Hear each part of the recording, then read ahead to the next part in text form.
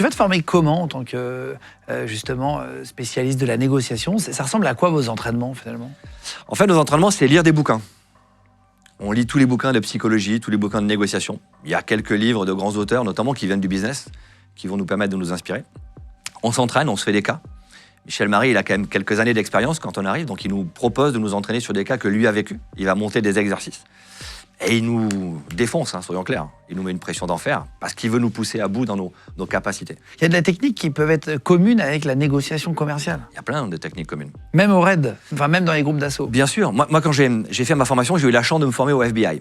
Je suis parti me former avec Gary Nossner. Gary Nossner, c'est une star en négociation.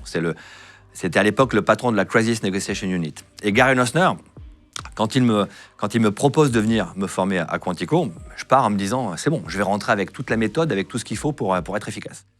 Et j'ai ramené du FBI tout ce que tu dois ramener quand tu rentres du FBI, le mug, avec le logo, évidemment, le polo avec marqué FBI, et le classeur de procédure.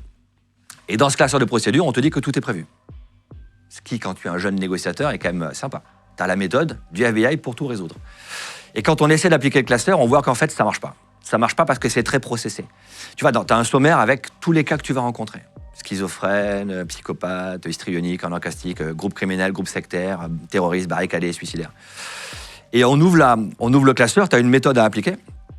Pour donner l'exemple, j'ouvre le classeur au milieu, je tombe sur le chapitre groupe terroriste. Dans le classeur du FBI, au chapitre groupe terroriste, tu as 2 sous-parties. Plus de 5 terroristes, moins de 5 terroristes. S'ils sont 5, t'es mort. T'as pas la fiche. Donc on partit sur toutes les missions en disant pourvu qu'il ne soit pas 5, on n'avait pas la méthode pour 5 terroristes. Donc on a essayé de sortir de ce cadre-là. Et pour sortir du cadre qui existait déjà au FBI, je me suis tourné vers HEC. Pourquoi HEC? Parce que L'école de commerce? Ouais, l'école de commerce. L'école de commerce, elle est à 3 km du RAID.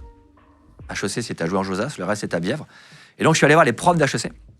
Et je dis voilà, j'aimerais faire les cours de négociation d'HEC. Mais j'ai pas d'argent. Je suis la police.